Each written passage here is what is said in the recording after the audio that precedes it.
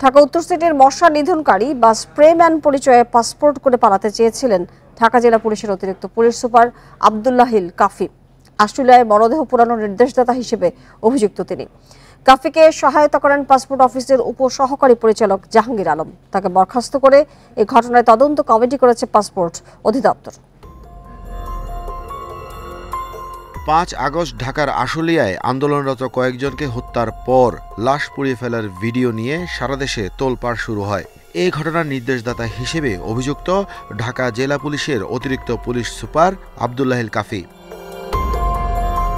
২৯তম BCS police ক্যাডারের কর্মকর্তা কাফির সরকারি পাসপোর্ট ছিল, কিন্তু মরদেহ পোড়ানোর ঘটনা প্রকাশ্যে এলে পালানোর চিন্তা করেন তিনি। ঢাকা উত্তর সিটি কর্পোরেশনের স্প্রেম্যান সুপারভাইজার পদবি ব্যবহার করেন কাফি। ১৯ জানুয়ারি সিটি কর্পোরেশন থেকে ইস্তফার অফিস আদেশ তৈরি করে পাসপোর্টের আবেদন করেন তিনি। কাফির পরিচিত পাসপোর্ট কর্মকর্তা জাহাঙ্গীর আলম গোপনীয়তার সাথে আবেদনটি জমা করান। জনাব কাফি উনি হলো উত্তর সিটি কর্পোরেশনের স্প্রেম্যান সুপারভাইজার হিসেবে নিজেকে পরিচয় দিয়ে উনি ওখান থেকে রিটায়ার করেছেন এবং ওই ইস্তফা দিয়ে উনি কাগজপত্র, একটা জাল কাগজপত্র ওই আবেদনের সঙ্গে জমা করেছেন। উনি সাধারণ মানুষের সঙ্গে মিশে পাসপোর্টের আবেদনপত্র সাধারণ ব্যক্তি হিসাবে ওখানে জমা করেন। অধিদপ্তর বলছে এই ঘটনায় অভিযুক্ত জাহাঙ্গীরকে এরই মধ্যে বরখাস্ত করা হয়েছে। গঠন করা হয়েছে তদন্ত কমিটি। উপসহকারী পরিচালক জনাব জাহাঙ্গীর আলম অনলাইনে ইন্টারভিউ মডিউল যেটা, সেখানে উনি অ্যাপ্রুভ দেন। ফলে এটা হলো ছবি ওঠার স্টেজে চলে যায় এবং উনি রিসিট পেয়ে যান। সুপার এক্সপ্রেস আমরা যেটা বলি, সুপার এক্সপ্রেস ফি দেওয়ার কারণে উনি পাসপোর্টটা ওই দিনই পেয়ে যান। তদন্ত কমিটির রিপোর্ট পেয়ে ফৌজদারি মামলা এবং বিভাগীয় ব্যবস্থা নেওয়া হবে বলে জানিয়েছে পাসপোর্ট অধিদপ্তর। আমরা এখনো পর্যন্ত উপপরিচালক ইসমাইল সাহেবের কোনো সংশ্লিষ্টতা পাই নাই। Arafatur Rahman, independent news, Dhaka. ভারতীয় আধিপত্যবাদের বিরুদ্ধে কথা বলায় এই বুয়েটের আবরার ফাহাদকে পিটিয়ে হত্যা করে ছাত্রলীগের কর্মীরা, দাবি করেছেন পরিবারের সদস্যরা। নৃশংস এই হত্যাকাণ্ডের সুষ্ঠু বিচার চেয়েছেন তারা। বিকেলে রাজধানীর পলাশী মোড়ে আবরারের পঞ্চম মৃত্যুবার্ষিকীতে আয়োজিত স্মরণ সভায় এসব দাবি করেন তারা। আবরারের বাবার অভিযোগ, হত্যার সঙ্গে জড়িত অনেকে এখনো ধরাছোঁয়ার বাইরে। ২০১৯ সালে ৬ অক্টোবর দিবাগত রাতে বাংলাদেশ প্রকৌশল বিশ্ববিদ্যালয়ের শেরেবাংলা হলে ছাত্রলীগের একদল নেতাকর্মীর নির্যাতনে নিহত হন আবরার ফাহাদ। ২০২১ সালের ৮ ডিসেম্বর আবরার হত্যা মামলায় ২০ জনের মৃত্যুদণ্ড ও ৫ ছাত্রলীগ নেতাকে যাবজ্জীবন কারাদণ্ড দেয় আদালত। আবরার ফাহাদের পঞ্চম মৃত্যুবার্ষিকী উপলক্ষে সোমবার আগ্রাসন বিরোধী ৮ স্তম্ভ পুনর্নির্মাণ শিরোনামে পলাশী মোড়ে স্মরণসভার আয়োজন করে। এতে যোগ দিয়ে ফাহাদের বাবা জানান, ন্যায় বিচারের আশায় এখনও তারা দাঁড়ে দাঁড়ে ঘুরছেন। নতুন সরকারের কাছে ঘটনার পুনঃতদন্ত সাপেক্ষে ন্যায় বিচার দাবি করেন তার বাবা বরকতুল্লাহ। আমরা তো এখনো আমাদের হত্যার বিচার পাইনি। তা আমরা বর্তমান সরকার আছে, নিরপেক্ষ সরকার, অন্তর্বর্তীকালীন সরকার, ওনাদের কাছে আমাদের আহ্বান থাকবে আমরা যেন আবরার ফাহাদের সঠিক বিচার পাই। আবরার হত্যার বিচার দাবি করে বৈষম্য বিরোধী ছাত্র আন্দোলনের সমন্বয়করা। এ সময় তারা ছাত্রলীগকে সন্ত্রাসী আখ্যা দেন। বক্তব্য রাখেন আমার দেশ পত্রিকার ভারপ্রাপ্ত সম্পাদক মাহমুদুর রহমান। ছাত্রলীগ এবং আওয়ামী লীগের যখন সুষ্ঠু বিচার নিশ্চিত হবে, তখন ছাত্র নাগরিক সিদ্ধান্ত নিবে তারা আর এই বাংলাদেশে পুনর্বাসিত হবে কি হবে না।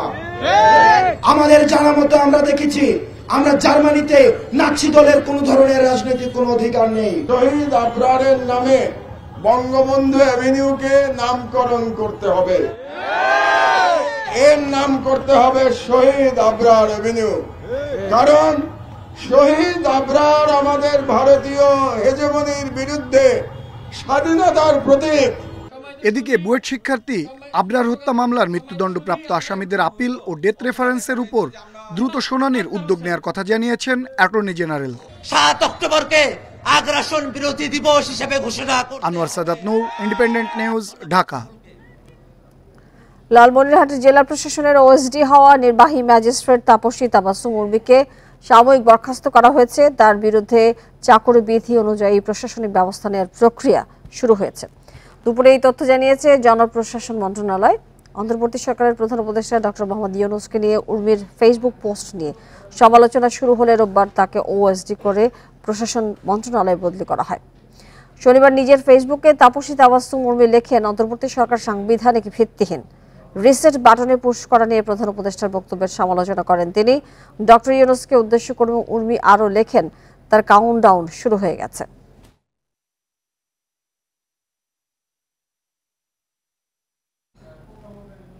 দু সালে পল্টনে বিএনপি নেতা মকবুল হত্যা মামলায় সাবেক বন ও পরিবেশ মন্ত্রী সাবের হোসেন চৌধুরীর 5 দিনের রিমান্ড মঞ্জুর করেছে আদালত। বিকেলে ঢাকার additional chief metropolitan magistrate Mahbubul হকের আদালত শুনানি শেষে রিমান্ডের আদেশ দেন। এর আগে মামলার তদন্ত কর্মকর্তা পল্টন মডেল থানার সাব ইন্সপেক্টর নাজবুল হাসান তার 10 দিনের রিমান্ড চেয়ে আবেদন করে। সাবের হোসেন চৌধুরীর পক্ষে তার আইনজীবী রিমান্ড বাতিল চেয়ে জামিন আবেদন করেন। রোববার রাজধানীর গুলশান এলাকা থেকে তাকে গ্রেপ্তার করে ঢাকা মহানগর গোয়েন্দা পুলিশ। এদিকে খিলগাঁও থানার আলাদা আরও 4 মামলায় সাবের হোসেন চৌধুরীকে গ্রেপ্তার দেখানো হয়েছে। এদিকে পল্টন যুবদল নেতা শামীম হত্যা মামলায় সাবেক মুখ্য সচিব নজিবুর রহমান এবং সাবেক সচিব আমিনুল ইসলাম 3 দিনের রিমান্ড দিয়েছে আদালত।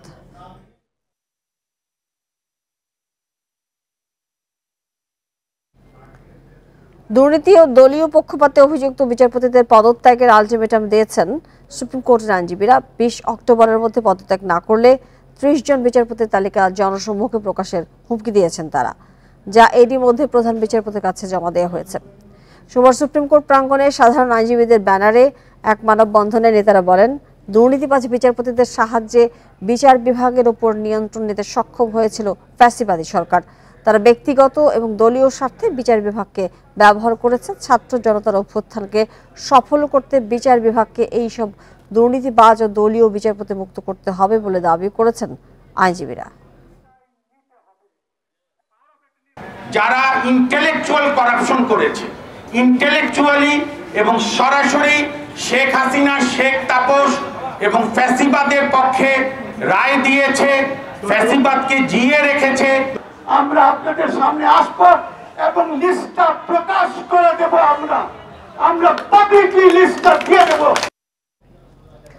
90-এর গণ অভ্যুত্থানে সাংবাদিকরা একসাথে যে প্রতিরোধ গড়ে তুলেছিল, 24-এ সেই ভূমিকা দেখা যায়নি বলে মন্তব্য করেছেন তথ্য ও সম্প্রচার উপদেষ্টা নাহিদ ইসলাম। সকালে জাতীয় প্রেস ক্লাবে সাংবাদিকতা কেন পেশা হয়ে উঠতে পারেনি শিরোনামের গোলটেবিল বৈঠকে এই মন্তব্য করেন তিনি।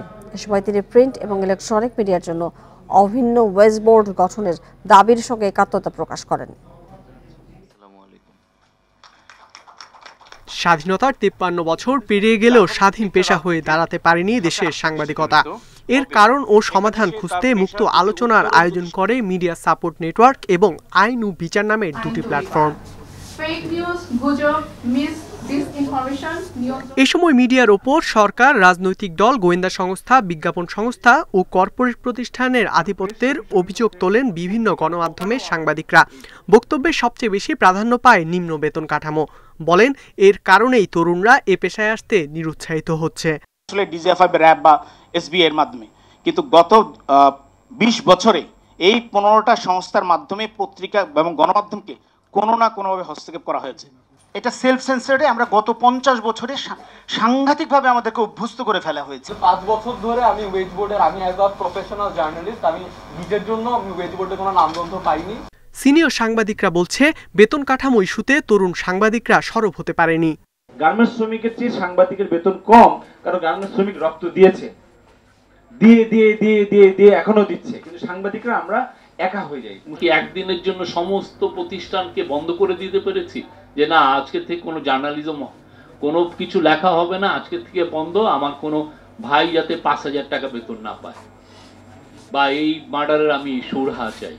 প্রিন্ট ও ইলেকট্রনিক মিডিয়ার অভিন্ন ওয়েজ বোর্ড বাস্তবায়নের দাবিতে একাত্মতা প্রকাশ করে তথ্য ও সম্প্রচার উপদেষ্টা বলেন, একটি মহল এতে বাধা দিচ্ছে। আমরা তো সেই নীতিগত সংস্কারের কথা বলতেছি, কিন্তু একই সাথে সাংবাদিকদের ভিতর থেকেও সেই রেজিস্ট্যান্সটা আসলে প্রয়োজন। আমরা তো 90-এর গণঅভ্যুত্থানে সেই রেজিস্ট্যান্স দেখেছিলাম সাংবাদিকদের মধ্য থেকে, কিন্তু এই অভ্যুত্থানে কিন্তু সেই রেজিস্ট্যান্সটা প্রাতিষ্ঠানিকভাবে আসেনি। গণমাধ্যমের জন্য কমিশন গঠনের কাজ চলছে বলে জানান নাহিদ ইসলাম। ইকরামুল কবির, ইন্ডিপেন্ডেন্ট নিউজ, ঢাকা। দুদক সংস্কারে 31 ডিসেম্বরের মধ্যে প্রস্তাবনা জমা দেওয়া হবে বলে জানিয়েছেন কমিশনের প্রধান ডক্টর ইফতেখারুজ্জামান। সোমবার বিকেলে ধানমন্ডি টিআইবি কার্যালয়ে কমিশনের প্রথম বৈঠক শেষে সাংবাদিকদের এই কথা জানান তিনি। ডক্টর ইফতেখারুজ্জামান আরো বলেন, দুদক রাজনৈতিক প্রভাব এবং আমলাতন্ত্রের কাছে জিম্মি রয়েছে। আদর্শ প্রতিষ্ঠান হিসেবে গড়ে তুলতে সব ধরনের প্রভাব থেকে দুর্নীতি দমন কমিশনকে মুক্ত করতে হবে বলে জানান তিনি। বলেন, সংস্থাটিকে ঢেলে সাজানোর বিকল্প নেই। এই জন্য আইনের যেসব ধারা বা বিধি নিয়ে কমিশনের আপত্তি আছে সেসব সংস্কার করা হবে। প্রস্তাবনা তৈরিতে সংশ্লিষ্ট সব পক্ষের মতামত নেওয়া হবে বলেও জানান ডক্টর ইফতেখারুজ্জামান। দুদক একদিক থেকে দলীয় রাজনৈতিক বিবেচনায় নিয়োজিত কমিশনারগণ, অন্য দিক থেকে পেশানো নিযুক্ত আমলাতন্ত্রের হাতে জিম্মি। থেকে উত্তরের উপায় আমরা অবশ্যই অনুসন্ধান করব এবং তার উপর ভিত্তি করে চেষ্টা করব এমন সুপারিশমালা প্রণয়নের জন্য, যাতে করে এই অবস্থা থেকে পরিত্রাণ পাওয়া যায়। 3 দশকে দেশে মাদক সেবীর সংখ্যা 50 গুণ বেড়েছে জানিয়ে মাদক নিয়ন্ত্রণে নিজেদের ব্যর্থতা স্বীকার করে নিলেন অধিদপ্তরের শীর্ষ কর্মকর্তারা। এখন থেকে মাদক কারবারে জড়িত রাঘব বোয়ালদেরও ধরা হবে জানান সংস্থার মহাপরিচালক। সকালে মাদক দ্রব্য নিয়ন্ত্রণ অধিদপ্তরের কার্যালয়ে এক সংবাদ সম্মেলনে এসব কথা বলেন কর্মকর্তারা। সোমবার এক সংবাদ সম্মেলনে মাদক অপরাধ দমন বিষয়ে নিজেদের কার্যক্রম তুলে ধরেন অধিদপ্তরের মহাপরিচালক খন্দকার মোস্তাফিজুর রহমান। তিনি জানান, গত 1 মাসে 11 শীর্ষ মাদক কারবারি সহ তালিকাভুক্ত 89 জনকে গ্রেপ্তার করা হয়েছে। আমরা ছোট ছোট মাদক ব্যবসায়ী, খুচরা ব্যবসায়ী, এদেরকে আমরা ধরি, আসলে তা না। আমরা ছোট বড় সব ধরি, কাউকে আমরা ছাড় দিই না। সাংবাদিকরা দেশে বৈধ ও অবৈধ বারের সংখ্যা জানতে চাইলে প্রথমে এ তথ্য দিতে অপারগতা প্রকাশ করেন ডিজি। পরে তিনি জানান, 5 তারকা হোটেল সহ মোট 177টি প্রতিষ্ঠানের অনুকূলে দেশে বৈধ বার 237টি। সাংবাদিকেরা বিগত সময়ে তার বিরুদ্ধে দুর্নীতির অভিযোগ তুললে সেসব অস্বীকার করে মহাপরিচালক বলেন, প্রমাণ থাকলে যে কোনো শাস্তি মেনে নেবেন তিনি। যদি এক বিন্দু অন্যায় দেখাতে পারেন তখন আপনার আশা আসবেন, কোনো অন্যায় করি নেবে, কখনো করিনি। আজকাল 34 বছর from the beginning till now আমি কোথাও কোনো অন্যায় করিনি।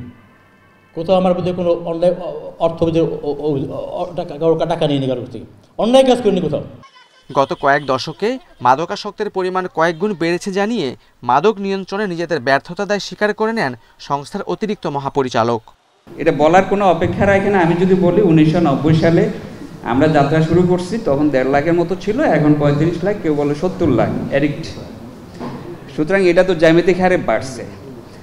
আমি বলি যে মাদককে আমরা তো কন্ট্রোল করতে পারতেছি না, উল্টো মাদক আমাদেরকে কন্ট্রোল করতেছে।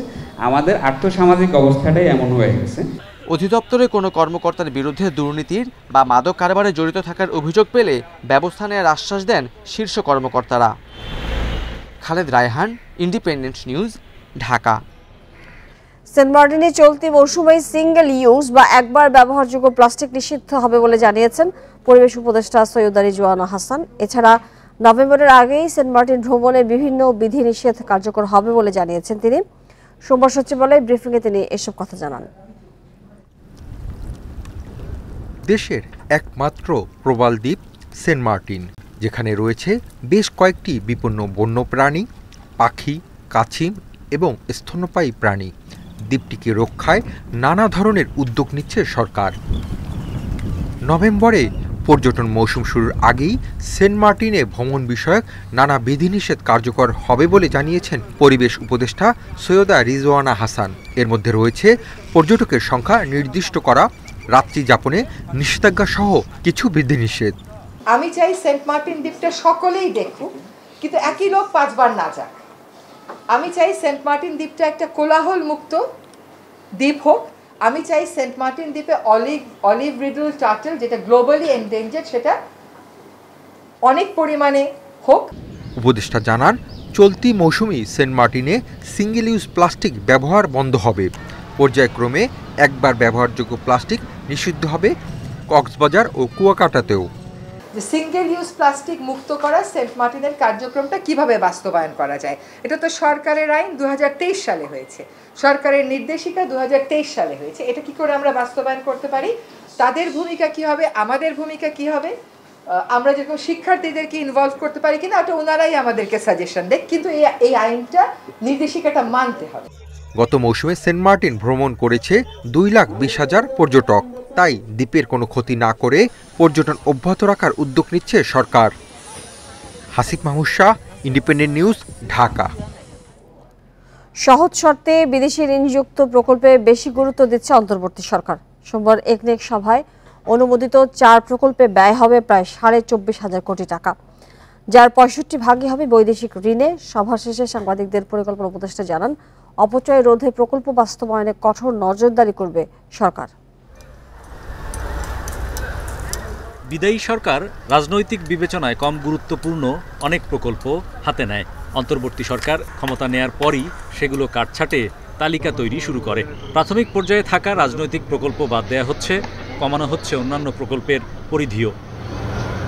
সরকার বিদেশি মুদ্রার যোগান বাড়াতে সহজ শর্তের ঋণযুক্ত প্রকল্প বাস্তবায়নে বাড়তি গুরুত্ব দিচ্ছে। জানা যায়, দীর্ঘমেয়াদী এসব ঋণে টেকসই উন্নয়ন নিশ্চিতে নীতিমালাও তৈরি করা হবে। রাজধানীতে মানুষের চাপ কমাতে ঢাকার আশেপাশে এবং বিভাগীয় শহরগুলোতে নাগরিক সুবিধা বাড়াতে চায় সরকার। এজন্য একনেকে 5,900 কোটি টাকার প্রকল্প অনুমোদন দেয়া হয়েছে। আমাদের অতীত অভিজ্ঞতায় দেখেছি যে তারা ওই 30 বছর পরও আবার এটাকে আবার নতুন প্রকল্পে স্থানান্তর করে। কাজে ওখানে যে ঋণের বোঝা খুব বাড়ছে না, এরকম ধরনের বিদেশি অর্থায়ন প্রকল্প, অর্থায়ন পুষ্ট প্রকল্পগুলোই আমরা আগে হাত দিচ্ছি, কিন্তু যেগুলো আমাদের জরুরি দরকার বলে মনে করছি। সংবাদ সম্মেলনে জানানো হয়, প্রকল্পে গাড়ি কেনায় ব্যয় কমাতে সারা দেশে সরকারি গাড়ির তথ্য সংগ্রহ করা হবে। এসব গাড়ির সর্বোচ্চ ব্যবহার নিশ্চিতে জোর দিচ্ছে সরকার। একনেকে 11,500 কোটি টাকায় কালুরঘাট রেল কাম সড়ক সেতু নির্মাণের প্রকল্প পাশ হয়। মাতারবাড়ি গভীর সমুদ্র বন্দর প্রকল্পের ব্যয় বাড়ানো হয়েছে 6,574 কোটি টাকা। এটা আমরা সাহস করে করলাম এই কারণে যে অনেক দিন ধরে চীন করবে না ভারত করবে নিয়ে বহু টানাপোড়েন চলছিল, কোনো কিছুই হচ্ছিল না। এটা যে কারণে বললাম একটা ভূরাজনৈতিক তাৎপর্যপূর্ণ একটা বড় প্রকল্প। এবং আমরা ভাবলাম যে জাপান কিন্তু একটা দেশ যেটা অত্যন্ত, আমি আগেই বলেছি, খুব সহজ শর্তে ঋণ দেয়। সংবাদ সম্মেলনে সরকারি বেসরকারি বিনিয়োগ কমে গেলে বাজারে মন্দা তৈরির শঙ্কাও তুলে ধরা হয়। ব্যয় না বাড়িয়ে একনেকে 7 প্রকল্প বাস্তবায়নে সময় বাড়ানো হয়েছে। অর্থ ব্যয় করতে হবে না। Hari Saha, Independent news, Dhaka. দক্ষিণ এশিয়ায় সর্বোচ্চ দামে এলপিজি কিনতে হয় বাংলাদেশের ক্রেতাদের। দেশের বাজারে জ্বালানির দাম 30% পর্যন্ত বেশি। বিপণনকারী প্রতিষ্ঠানগুলো বলছে, কাঁচামাল আমদানিতে বাড়তি জাহাজ ভাড়া ও শুল্কই মূল কারণ। যদিও বিশেষজ্ঞরা বলছেন, অতিরিক্ত মুনাফার সুযোগ নিচ্ছে সংঘবদ্ধ ব্যবসায়ীরা। অক্টোবরের জন্য দেশের বাজারে প্রতি লিটার এলপি গ্যাসের দাম 121 টাকা 32 পয়সা নির্ধারণ করেছে বিইআরসি। এর মধ্যে কাঁচামাল, বিউটেন ও প্রোপেন আমদানিতে জাহাজ ভাড়া ও প্রিমিয়াম খরচ 14.5 টাকার বেশি। মজুদ ও বোতলজাতে প্রতি কেজিতে খরচ 16 টাকার বেশি। বাকিটা মূল্য সংযোজন কর, রিটেইলার ও ডিস্ট্রিবিউটরের কমিশন। বাংলাদেশের চেয়ে ভারত, নেপাল, ভুটান সহ দক্ষিণ এশিয়ার বাজারগুলোতে কম দামে এলপিজি বিক্রি হয়। সেসব বাজারে দামের ওঠানামাও কম দেখা যায়। তো ইন্ডিয়াতে একটা 40,000 টনের সেল করে, ওই 40,000 টনের জাহাজ ডেপ্লয় করে ওইখানে হয়তো 30,000 টন বিক্রি করলো, আমাদেরকে 9,000 10,000 দিয়ে তারা মাদার ভেসেলটাকে ডেপ্লয় করে। দ্যাট ইজ ওয়াই মানে ফ্রেট প্রাইসটা এখানে আসলে ভ্যারি করে, এবং এটাই মূল কারণ। ফ্রেটটার উপরে এবং ডিউটিটা, এই দুইটার উপরে বেস করে আসলে প্রাইসটা চেঞ্জেস আসে। দেশে এলপিজি খাতে বেসরকারি বিনিয়োগ প্রায় 30,000 কোটি টাকা। বাজারে বিপণন হচ্ছে 20 কোম্পানির সিলিন্ডার। বিশেষজ্ঞরা বলছেন, ন্যায্য দামে রান্নার এলপি গ্যাস মিললে চাপ কমবে প্রাকৃতিক গ্যাসে। হোম ইউজে খুব অ্যাবিউজ হয়, তো যদি এটাকে পাল্টাতে হয় তাহলে আপনার অল্টারনেটিভ এলপিজির অ্যাবান্ডেন্সটা এবং অ্যাভেলেবিলিটিটা বাড়াতে হবে। বেসরকারি খাত নিজের খেয়াল খুশি মতো তারা এই মার্কেটে অলিগোপলি প্রতিষ্ঠিত করেছিল। 27-28টা কোম্পানি মিলিয়ে তারা নিজেদের মতো দাম নির্ধারণ করে বাজার নিয়ন্ত্রণ করত। নিয়ন্ত্রক সংস্থা বিইআরসি বলছে, বিশ্ববাজারে কাঁচামাল ও ডলার দরের ভিত্তিতে প্রতি মাসে দেশে এলপিজির দাম সমন্বয় হয়। ভারতে এলপি মার্কেট অনেক আগে থেকে বিকশিত, এটা ম্যাচুরড মার্কেট। বাংলাদেশের মার্কেট অত ম্যাচুরড নাই, আমাদের পুরাটাই আমদানি নির্ভর। সো আমরা ওই যে সৌদি সিপি যেটা বলতেছি কন্ট্রাক্ট প্রাইস যেটা তার উপর নির্ভর করে এখানে ওঠানামা। দেশে বছরে এলপি গ্যাসের চাহিদা 16 লাখ টন 2030 সাল নাগাদ, যা প্রায় দ্বিগুণ হতে পারে। Hari Saha, Independent news, Dhaka. বাফুফে নির্বাচনকে সামনে রেখে তফসিল ঘোষণা করেছেন প্রধান নির্বাচন কমিশনার মেজবাউদ্দিন আহমেদ। মনোনয়নপত্র বিক্রি শুরু 9 অক্টোবর, চলবে 3 দিন। 16 অক্টোবর যাচাই বাছাই শেষে 20 তারিখ চূড়ান্ত প্রার্থী তালিকা প্রকাশ করা হবে। ভোট গ্রহণ 26 অক্টোবর। শর্ত মেনে দেশ এবং বিদেশে থেকে বাফুফে নির্বাচনের প্রার্থী হওয়া যাবে। বাংলাদেশ ফুটবল ফেডারেশনের আরেকটি নির্বাচন দুয়ারে। নতুন কমিটি দিয়ে কি বদলাবে ভাগ্য? কাজী সালাউদ্দিনের 16 বছরের রাজত্বের পর কে হবেন বাফুফের নতুন কর্ণধার, জানা যাবে 26 অক্টোবর। মনোনয়নপত্র তোলার জন্য 3 দিন সময় পাবে প্রার্থীরা। এরপর 14 ও 15 অক্টোবর জমার দিন, বাছাই ও আপিল নিষ্পত্তির পর 19 ও 20 অক্টোবর প্রত্যাহারের দিন। সব শেষে 26 অক্টোবর হবে ভোট। বিদেশ থেকে বাফুফে নির্বাচনে প্রার্থী হবার সুযোগ থাকছে, তবে মনোনয়নপত্র নিয়ে কোনো আপত্তি থাকলে শুনানিতে সশরীরে হাজির থাকতে হবে তাকে, অন্যথায় বাতিল হবে প্রার্থিতা। এটা তো অনলাইন সিস্টেমের ব্যবস্থা আমরা রাখি নাই, এটা দাখিল করবে। উনি যদি এটা আমাদের হাই কমিশনের মাধ্যমে দিয়ে পাঠাতে পারেন তাহলে মনে করবো যে অথেন্টিক, আর নাহলে কে পাঠাইলে কত কাছে নিচে দিলে কেমন করে বুঝবো? রাজনৈতিক পট পরিবর্তনে বাফুফে বর্তমান কমিটির অনেকেই আছেন আত্মগোপনে। হত্যা মামলার অভিযোগ অনেকের বিরুদ্ধে। তারা কি পারবেন নির্বাচনে অংশ নিতে? যতক্ষণ পর্যন্ত আদালত না মানে আপনাকে দণ্ড না দিচ্ছে, বিচার না করছে, ততক্ষণ পর্যন্ত এটা আমলে নেওয়ার কোনো সুযোগ নেই। 25-এর কম না, 72-এর বেশি না, এই হলো 1। 2 হলো বাংলাদেশে নিবাসী হতে হবে, বিদেশি নিবাসী হলে হবে না। কোনো আদালত কর্তৃক দণ্ডপ্রাপ্ত, ফৌজদারি মামলায় দণ্ডপ্রাপ্ত হলে হবে না। এবং ফুটবল খেলার সঙ্গে সম্পৃক্ততার প্রমাণ থাকতে হবে। 3 সদস্যের নির্বাচন কমিশনের প্রধান মেজবাউদ্দিন আহমেদের আশা, সবার ভোটের মাধ্যমে নতুন কমিটি পাবে ফেডারেশন। আশা করি নির্বাচনটা সফল হবে আপনাদের সহযোগিতায় এবং আপনাদের প্রচারণায়, এবং সবাই চোখ কান খোলা রাখি যাতে নির্বাচন ভালো হয়। নির্বাচনের প্রচারণায় কোনো শোভাযাত্রা, মিছিল, মাইক ব্যবহার করা যাবে না। সমর্থক গোষ্ঠীর ব্যানারে প্রার্থীর প্রচারণাও নিষিদ্ধ। Shamim Ahmed, Independent news, Dhaka.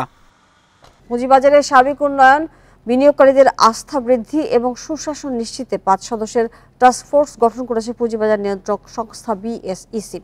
সোমবার শেয়ার বাজার সংস্কারের লক্ষ্যে বিএসইসি এই টাস্কফোর্স গঠন করে। বিএসইসির সংবাদ বিজ্ঞপ্তিতে জানানো হয়, টাস্কফোর্সের জন্য 17টি কার্যপরিধি নির্ধারণ করা হয়েছে। এতে বলা হয়েছে, পুঁজি বাজারের আকার তথা জিডিপি ও বাজার মূলধনের অনুপাত কম হওয়ার কারণ চিহ্নিত করে সরকারের আর্থিক খাতের নীতি প্রণয়ন ও প্রস্তাবনা দেবে টাস্কফোর্স। এছাড়া বাজারের স্বচ্ছতা, জবাবদিহিতা ও গভীরতা বৃদ্ধির জন্য নীতি প্রণয়ন করবে এই টাস্কফোর্স।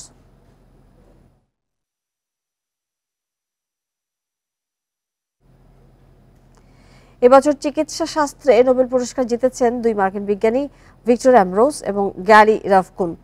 মাইক্রো আরএনএ আবিষ্কার এবং পোস্ট ট্রান্সক্রিপশনাল জিন নিয়ন্ত্রণে এর ভূমিকা বের করার কারণে এই পুরস্কার পেলেন তারা। সোমবার বিজয়ীদের নাম ঘোষণা করে royal Swedish academy of sciences. পুরস্কার হিসেবে 11 মিলিয়ন ক্রোনা পাবেন তারা। পুরস্কারের অর্থ নিজেদের মধ্যে ভাগ করে নেবেন বিজয়ীরা। মঙ্গলবার পদার্থবিদ্যা, বুধবার রসায়ন, বৃহস্পতিবার সাহিত্য, শুক্রবার শান্তি এবং সোমবার অর্থনীতিতে এবারে নোবেল বিজয়ের নাম ঘোষণা করা হবে। 10 ডিসেম্বর বিজয়ীদের হাতে পুরস্কার তুলে দেওয়া হবে। ডিনামাইট উদ্ভাবক আলফ্রেড নোবেলের রেখে যাওয়া অর্থ থেকে প্রতি বছর নোবেল পুরস্কার দেওয়া হয়। সুন্দরবনের 3য় দফায় বাঘ গণনা শেষ। জরিপের ফল কাল প্রকাশ করবে বন মন্ত্রণালয়। এ দফায় বাদাবন জুড়ে প্রায় 2 বছর ধরে ক্যামেরা ট্র্যাপিংয়ে গোনা হয়েছে বাঘ। ব্যবহার হয়েছে 1200-র বেশি ক্যামেরা। এতে সুন্দরবনের পূর্বাংশে বাঘ বাড়ার তথ্য মিলেছে।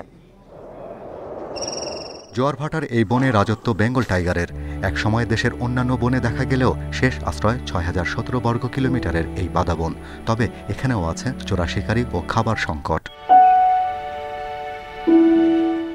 2015-য় 106, 18-র জরিপে এখানে বাঘ ছিল 114টি। তৃতীয় ধাপে খুলনা, বাগেরহাট ও সাতক্ষীরাকে 4 জোনে ভাগে হয়েছে জরিপ। তাতে বাঘ বাড়ার তথ্য মিলেছে। প্রতি 2 কিলোমিটারে পায়ের ছাপ দেখে হয়েছে গণনা। 1200-রও বেশি ক্যামেরার ফুটেজ বিশ্লেষণে নিরূপণ হয়েছে সংখ্যা। বনদস্যু এবং জলদস্যু বিতরণ করার পরে প্রচুর বাচ্চার ছবি পেয়েছি। আমরা এবার চাঁদপাইতে, শরণখোলাতে এবং খুলনা, সাতক্ষীরাতে প্রচুর বাঘের বাচ্চার ছবি পেয়েছি। এদিকে জরিপ দলের প্রধান বলছেন, সুন্দরবনে জলদস্যু মুক্ত হওয়ায় বাঘ হত্যা কমেছে, এতে বেড়েছে প্রজনন। তবে এদের নিরাপত্তায় বিশেষ বাহিনী গঠনের পরামর্শ তার। ডাকাত বিলুপ্ত হওয়ার পরে যে অর্জন, সেই অর্জনটা কিন্তু আমরা আমাদের সর্বশেষ জরিপে তার কিন্তু একটা প্রতিফলন দেখতে পেয়েছি। এই নাজুক পরিস্থিতিতে যদি আবার সেই ডাকাতের আস্তানা যদি সুন্দরবনে গড়ে ওঠে, তাহলে যে আশাবাদ আমরা দেখছি এটি কিন্তু আবার হারিয়ে যাবে। আছেন সেখান থেকে বিভিন্ন বাহিনী থেকে ডেডিকেটেড কিছু সদস্যকে নিয়ে একটা বিশেষ ইউনিট করা যেতে পারে। গবেষকেরা বলছেন, সুন্দরবনে জলাধারে বিষ দিয়ে মাছ ধরা বন্ধ করা জরুরি। এতে বাঘ, হরিণ সহ অন্যান্য প্রাণীর জীবন হুমকিতে পড়ছে। Shahriar Anirban, independent news, Dhaka. এই ছিল এখনকার সংবাদে। এতক্ষণ সাথে থাকার জন্য আপনাদের সবাইকে ধন্যবাদ জানাচ্ছি।